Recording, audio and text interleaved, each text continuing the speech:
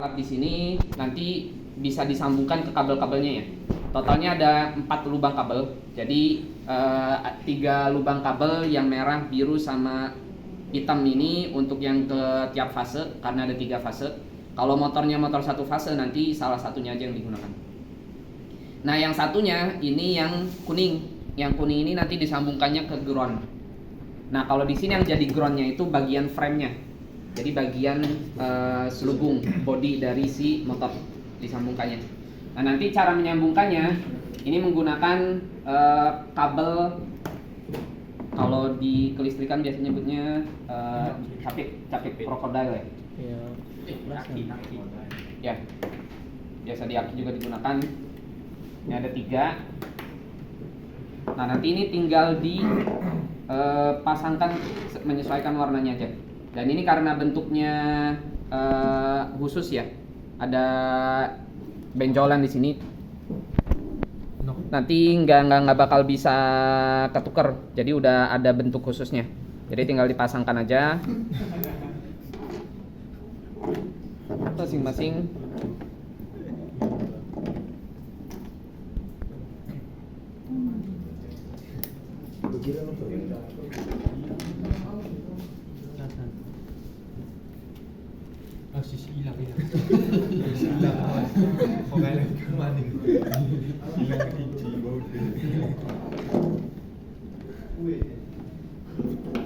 Nah, ini kalau misalkan udah disambungkan,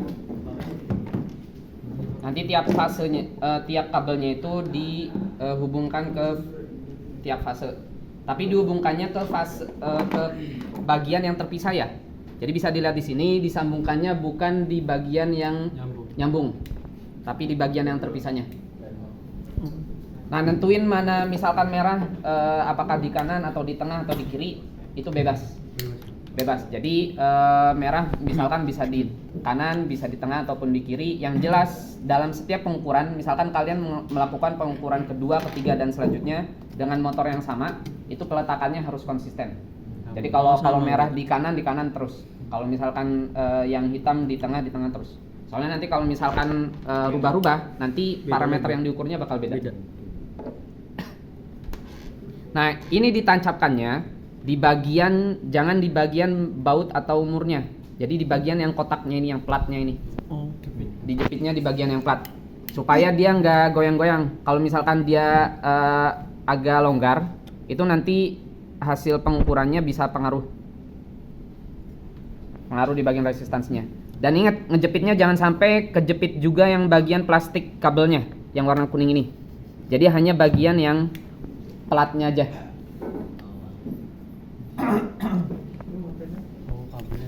Ini kan ada kabel kuning ya. Jadi jangan sampai kejepit yang kabel kuningnya juga. Hanya bagian plat yang ini yang dijepitnya.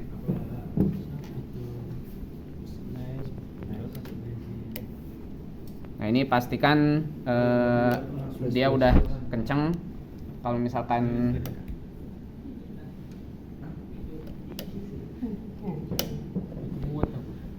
muat nggak sih, Pak? muat. Yang ini juga sama, bebas juga ya. Tapi biar gampang ini disesuaikan sama posisinya aja di tengah.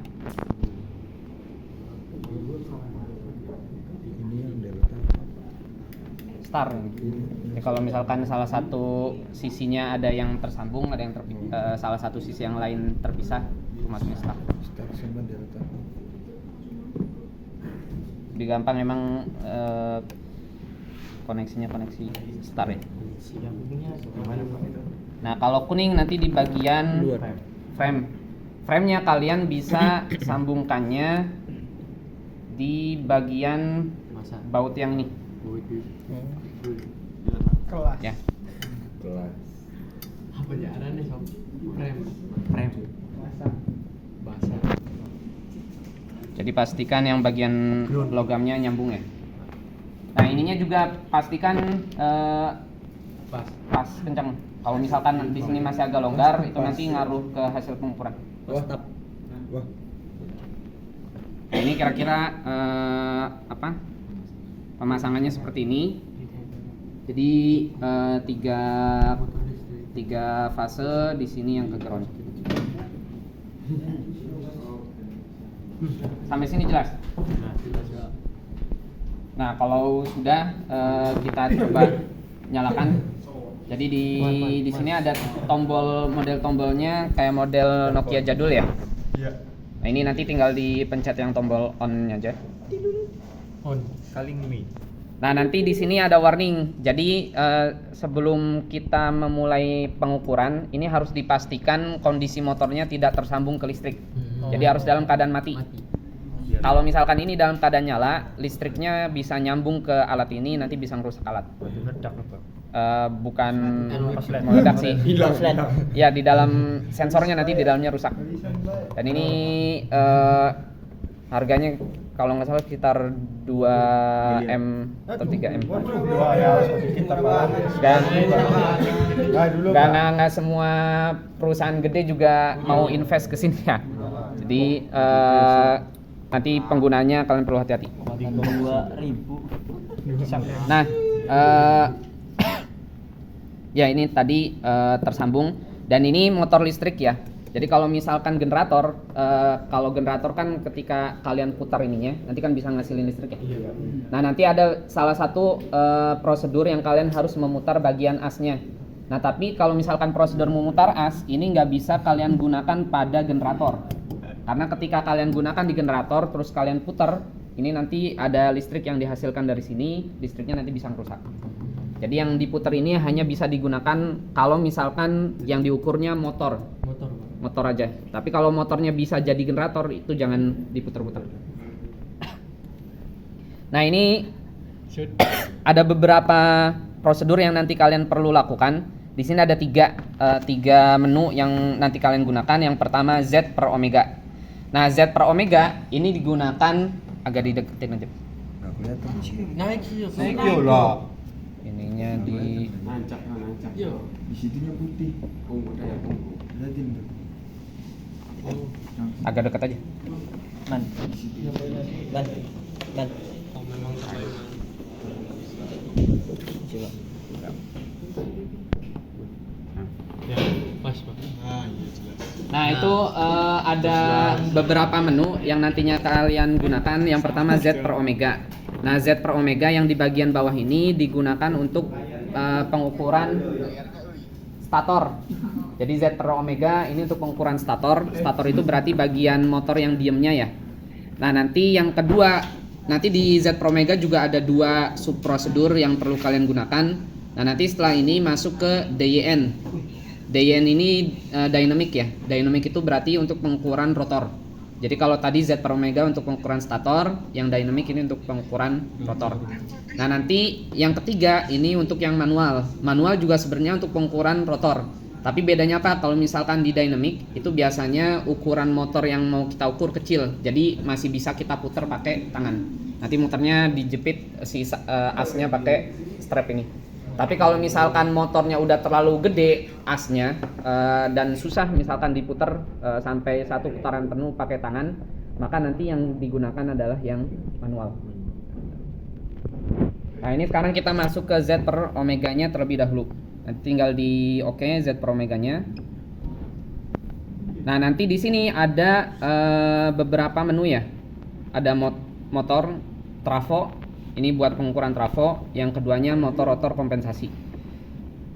Nah, nanti yang kalian gunakan terlebih dahulu yang yang motor. Jadi kalau motor ini dia pengukuran basic paling awal untuk stator. Nanti dilihat di bagian induktansi atau impedansinya hasilnya kuning atau enggak. Nanti di softwarenya ya. Jadi baiknya ketika pengukuran stator dua yang kalian gunakan, yang motor sama yang ketiga motor rotor kompensasi. Jadi kalau motor rotor kompensasi dia bisa tahu kalau misalkan permasalahannya karena permasalahan desain atau enggak. Jadi kalau permasalahannya di desain yang di bagian statornya, maka nanti kalau misalkan udah diukur pakai motor rotor kompensasi itu berubah jadi hijau. Kalau hijau itu berarti kondisinya oke ya. Kalau kuning berarti kondisinya warning. Jadi kalau misalkan di pengukuran yang awal kuning induktansi sama impedansinya, masuk ke pengukuran yang motor rotor kompensasi habis itu berubah jadi hijau, berarti memang masalah di pabrikan desainnya. Tapi kalau misalkan masih kuning berarti emang harus dililit ulang. Nah, ini kita masuk dulu ke bagian motor. Nah, ini nanti dia minta buat nyambungin kabel yang biru sama yang kuning ke posisinya masing-masing. Nah, ini karena kita udah nyambungin semua kabel, ini tinggal di oke.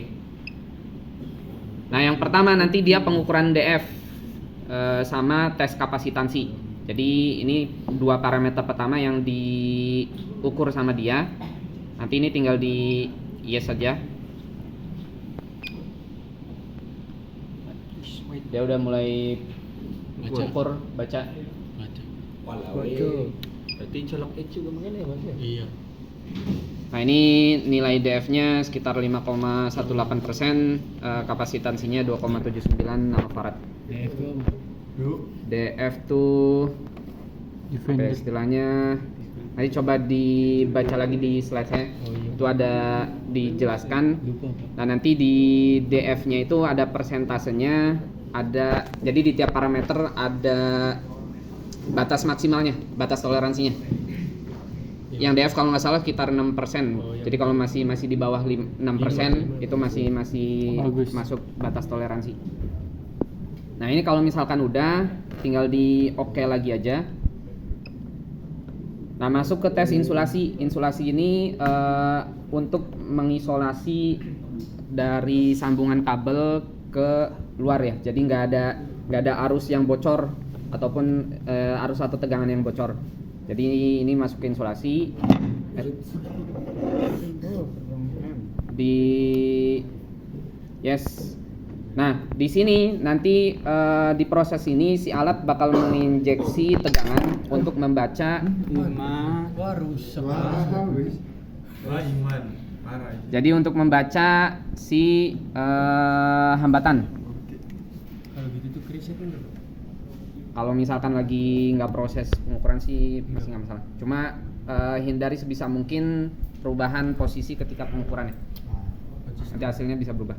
Nah, nanti ini tinggal kalian pencet tes, tombol tes yang di panah bawah. Ini pencet sampai angkanya kalau misalkan pertama kali dipencet itu nanti dia pergerakannya cepat ya. Nah, ini ditahan terus sampai pergerakannya lambat. Nah, tapi kalau misalkan susah nentuinnya, kalian bisa pakai patokan aja sekitar 15 detik. Jadi ini dipencet selama 15 detik. 1, 2, 3, 4, 5, 6, 7, 8, 9, 10, 12, 13, 14, 15. Patokannya. Nah, ini udah cukup. Sebenarnya kalau mau lebih ideal sih nunggu pergerakannya makin lambat ya. Cuma kalau misalkan agak susah untuk nentuinnya, kalian bisa patokan aja 15 detik cukup. Nah, ini kalau misalkan udah tinggal dipencet Oke. Nah, ini dia minta nyambungin sisa kabel yang belum disambungin. Cuma dari awal kita udah nyambungin semua, berarti ini tinggal di oke. Nah, ini dia mulai pengukuran parameter yang lain. Dari resistansi segala macam.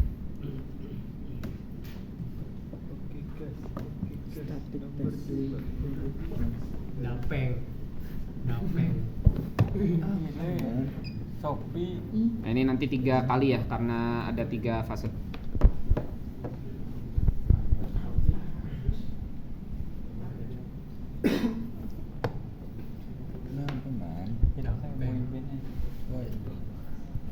Kamu ngira enggak?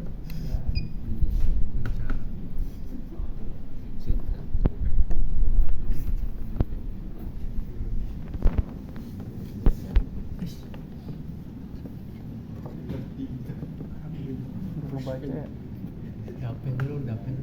Jangan gitu juga ya. Tuh, baca tuh. Dapeng. Baca nggak di belakang? Sinyal internetnya berarti di sini kan jelas. Iya, di HP jelas. Kepada siapa ya? Amin. Nah, ini udah terukur semuanya ya. Ada sekitar kalau misalkan nanti di softwarenya ada sekitar 7 parameter. Ini dari mulai resistansi, kontaminasi dan sebagainya nilainya oke semua. Nah, ini hasilnya ya. hasil pembacaannya bisa dilihat perbedaan resistansinya yang satu 21,4, yang fase 2-nya 21,4, yang fase 3-nya 21,5. Bedanya paling ya sekitar nggak nyampe 0, sekian persen lah, paling sekitar 0,4%. Nah ini kalau misalkan udah, ini kalian simpan. Jadi pilih yang Save. save. Nah di sini nanti ada 3 pilihan, ada save as reference, sama compare to reference. Jadi kalau misalkan save itu kalian hanya menyimpan aja. Kalau save as reference ini artinya berarti simpan sebagai data acuan. Jadi biasanya kalau motornya ini kalian baru beli terus mengukur awal, itu kan nanti jadi data acuan awal. Iya. Nah nanti kalian bisa pilihnya yang save as reference. Nah kalau yang ketiga compare berarti ini ngebandingin sama acuan data acuan yang sebelumnya. Nah kalau ini karena udah agak lama motornya, kalian bisa save aja. Nah nanti ini tinggal dikasih nama aja. Ini misalkan TM. Nah kalau ngapus tanda panah yang kiri ya. Kalau misalkan kalian pengen ngubah ke angka, ini tinggal pencet oke. Tapi pastikan kursornya ada di bawah. Spasi apa, Pak? Kalau spasi ke Oh, 0, 0. cuma di sini harus di Setting. ininya dulu. TM2 Apa ya? A. Misalkan, nah ini sebenarnya nggak ada spasi sih, dia underscore. Soalnya kalau misalkan spasi nanti pembacaan di software di komputernya bakal error. Error.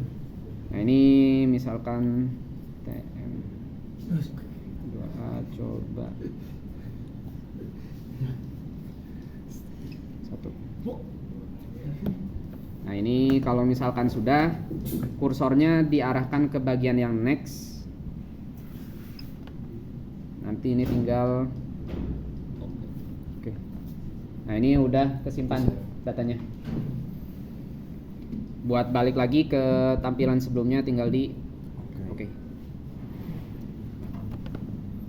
Nah ini udah kesimpan, tinggal exit.